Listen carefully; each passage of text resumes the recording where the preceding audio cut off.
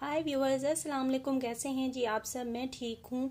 और जी मैं बच्चों के लिए लंच बना रही थी तो मैंने सोचा कि कुछ बातचीत कर लेते हैं।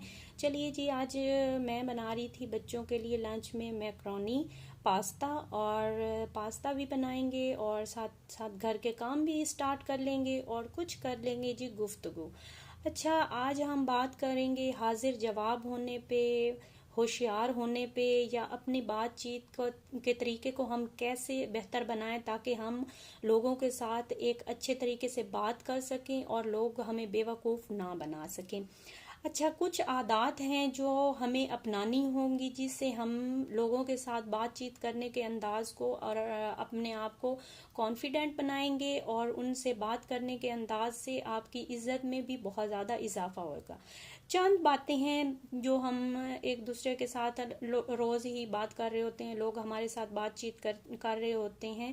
तो जी कुछ अपने लिए असूल बना लेने चाहिए हमें। और असूल नंबर एक तो ये है कि सबसे पहले जब आप किसी से बात कर रहे हों तो अब हमारी आदत होती है कि हम किसी के साथ बात कर रहे होते हैं तो अक्सर लोग तो बहुत तरीके से बात करते हैं, लेकिन कॉमन बहुत ज़्यादा ये है कि हम लोग बात कर रहे होते हैं तो अपने सारे राज उठा के अपने सबसे जो हमारा बंदा होता है ना, एतबार वाला, हमें लग रहा होता है ये तो हमें खुद से भी ज़्यादा इस पे यकीन है, हम अपनी सारी कमज़ोरियाँ उसके हाथ में दे देते हैं। जो सबसे मुझे लगता है कि हमारी कमज़ोरी किसी की जब हाथ में आ जाती है तो वो हमें ब्लैकमेल करना शुरू कर देता है, क्योंकि जब वो आपसे कभी नाराज़ हो जाएगा ना तो वो अगर वो बहुत कम लोग होते हैं जो आपके राज नहीं खुलते, नहीं तो बहुत ज़्यादा लोग होते हैं जो हमारी कमज़ोरियों से फ़ायदा उठा लेते हैं।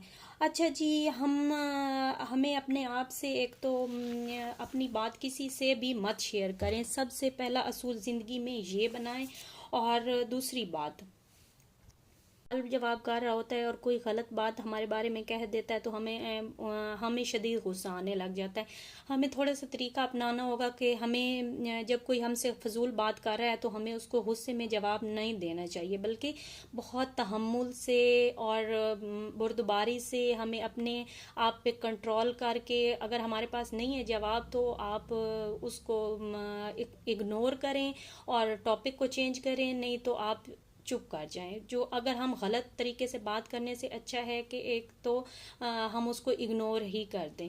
और कुछ चीज़ें हैं होती हैं हमारी ज़िंदगी में जो हम नहीं हैंडल कर पा रहे होते तो उसको इग्नोर करना बहुत ही आम सी बात होनी चाहिए हमारे लिए, उससे परेशानी या सर पे ना लें।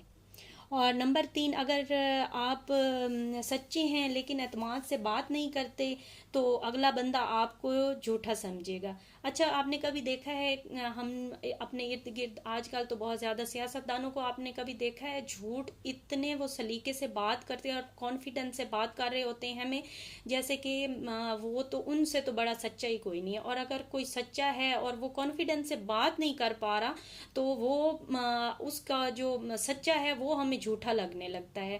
लेकिन लोग बहुत आजकल समझदार हो गए हैं, अब हम किसी की बातों में नहीं आते, लेकिन फिर भी अपना कुछ लोगों का लेवल जो होता है वो इतना ज़्यादा नहीं होता, यानी कि बहुत ज़्यादा, इसके लिए हमें प्रैक्टिसेस करनी पड़ती हैं। और जी नंबर चार, जब हम किसी महफिल में बैठे हों तो हमें बात करने के लिए बहुत से हम चाहते हैं हमारी अहमियत बढ़े। अपनी अहमियत को बढ़ाने के लिए किसी भी के साथ आप, चाहे वो एक बंदा है या 10 बंदे हैं, अपने आप को वहाँ प्रेजेंस अपनी शो करवाने के लिए फजूल बोलने से बेहतर है कि आप चुप रहें।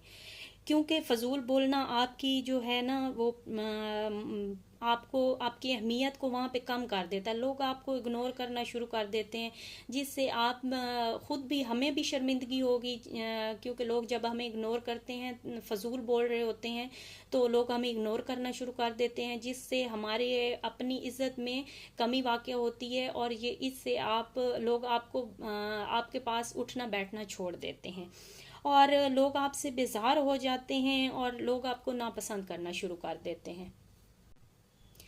और जी इसके अलावा आप अपने आप को इतना हल्का मत करें कि लोग आपको बेवकूफ़ बनाएं। अगर आप खामोश रहेंगे और कम बातचीत करेंगे तो लोग आपकी तरफ अट्रैक्ट होंगे। नंबर 5, अगर आप किसी से बातचीत कर रहे हैं तो उसको तवज्जो दें। आप अगर कोई बात कर रहा है तो उसकी बात को तवज्जो से सुनें और उसको लगे कि अगला बंदा मेरी बात तवज्जो से सुन रहा है। और या फिर आप अगर बात कर रहे हैं तो आप ऐसी बात करें कि अगले बंदा उसको सुनने पर मजबूर हो जाए। और दूसरों को एतमाद से सुनें ताकि आप उसके सवालों के जवाब भी देने में आप को भी ना आसानी हो, ताकि आप भी अपना जवाब जो है अपना कॉन्फिडेंस से दे सकें।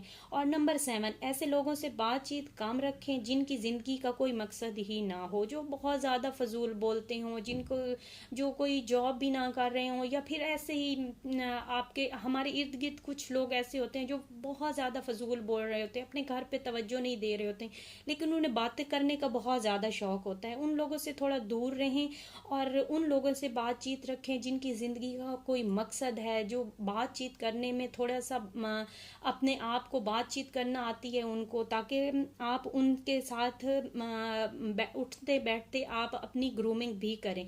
और जब कोई फजूल बात कर रहा है तो उनसे दूर रहने का मकसद ये नहीं है कि वो आप उनको नापसंद करना शुरू कर दें, इग्नोर करें। लेकिन कुछ चीज़ें ऐसी होती हैं जो हमें अपनी ग्रूमिंग के लिए करनी चाहिए, और उसके लिए आपको थोड़े से जो कॉन्फिडेंट लोग होते हैं उनमें उठना बैठना चाहिए, और ऐसे लोगों से बात करें जिनकी ज़िंदगी का कोई मकसद हो।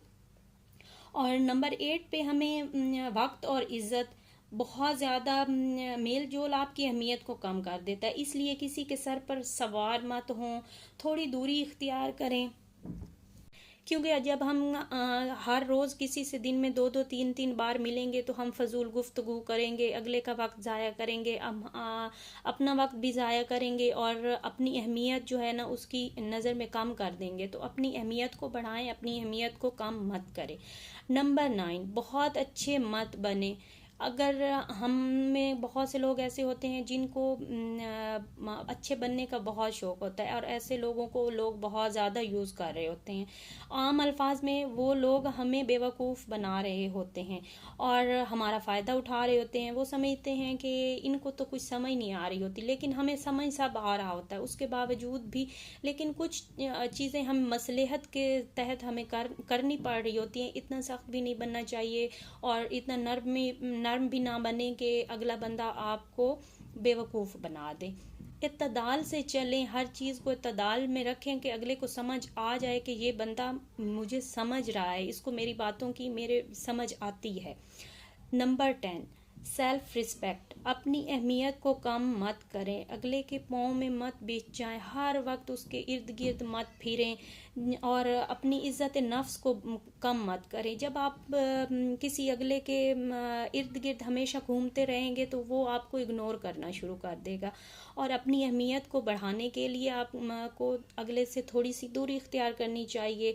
और आप देखेंगे कि आपकी जो अहमियत है ना वो खुद ब खुद, जब आप कम बोलेंगे, आप अगले से बातचीत थोड़ी कम रखेंगे, कम मेल जोल होगा, तो आपकी जो अहमियत है उसमें भी इजाफा खुद ब खुद होने लग जाएगा।